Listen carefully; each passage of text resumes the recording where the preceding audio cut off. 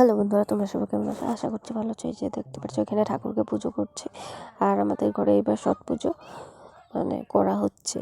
আমার হাজব্যান্ড কিছু মানতি করেছিল তার জন্য। তারপর এখানে ঠাকুরকে ক্ষীর পুরি পায়েস এসব দেওয়া হয়েছে, রুটি। তারপর আগের দিন তো তোমাদের সাথে শেয়ার করতে পারি না, আমার মোবাইলে কোথায় ছিল আমি নিজেই জানি না।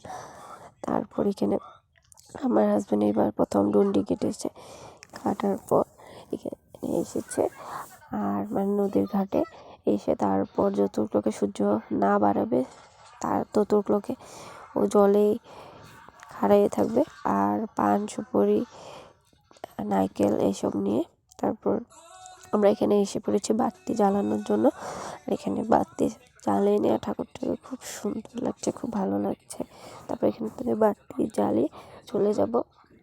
আর আমার হাজব্যান্ড এখন দাঁতন করছে, দাঁতন করে তারপর 5টা বা 3টা ডুব মেরে ওর খারাবে যত লোকে সূর্য না বাড়াবে। তারপর এখানে এবার প্রথমে করছে, তারপর এখানে পুজো করে আজকে 3 দিন ধরে উপোস রয়েছে। আগের দিন রুটি খেয়ে তারপর উপোস, আর 2 দিন কিছু খাবে না।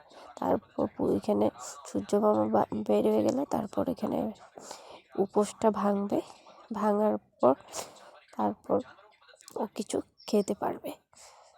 আর আমাদের তারপর এই ঘরে চলে এসেছি। ঘরে চলে আসার পর এখানে আমরা আগের দিন ঠেকুয়া বানিয়েছিলাম, তারপর ফল প্রসাদ ছিল, এইসব দিয়ে মানুষকে প্রসাদ দিয়ে দিচ্ছে। কাকি মা ওরা কেটে দিচ্ছে। তারপর মাছ খেতে হয়। তারপর মাছ নিয়ে এসেছিলো।